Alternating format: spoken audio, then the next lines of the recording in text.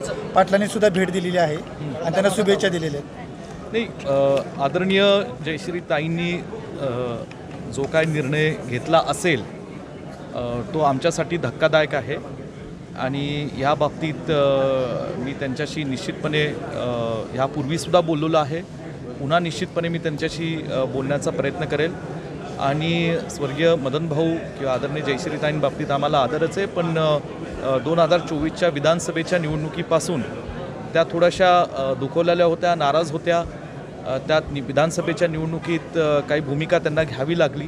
हा सगळा इतिहास सांगली शहराच्या आणि विधानसभा मतदारसंघाचा राज्यातले काँग्रेस पक्षाच्या श्रेष्ठींना चांगली त्याची कल्पना आहे आणि म्हणून ह्या बाबतीत पुढील काय पावलं टाकायचे हे आम्ही थोडं अंतर्गत काँग्रेस पक्षाचे नेतेगण, जिल्ह्यातले कार्यकर्ते आम्ही सगळी चर्चा करून योग्य पद्धतीने त्यावर निर्णय घेऊ। नाराज होण्याचं नेमकं कारण काय होतं? नाही, आता हा सगळा इतिहास सांगली शहराच्या विधानसभेचा सगळ्यांना माहीत आहे, म्हणून त्याचा पुनरुच्चार मी करणार नाही।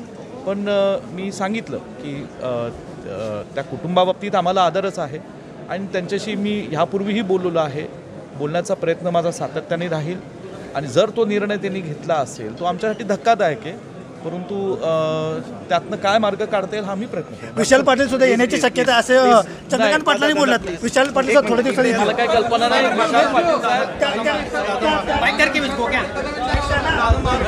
विशाल पाटील म्हटलेलं तिकडे जाईल, तिकडे पायलट सुद्धा असणार नाही, काय नाही। विशाल पाटील साहेब आणि आम्ही एकत्र आहोत आणि आम्ही सगळे काँग्रेस पक्षाचे करू नका।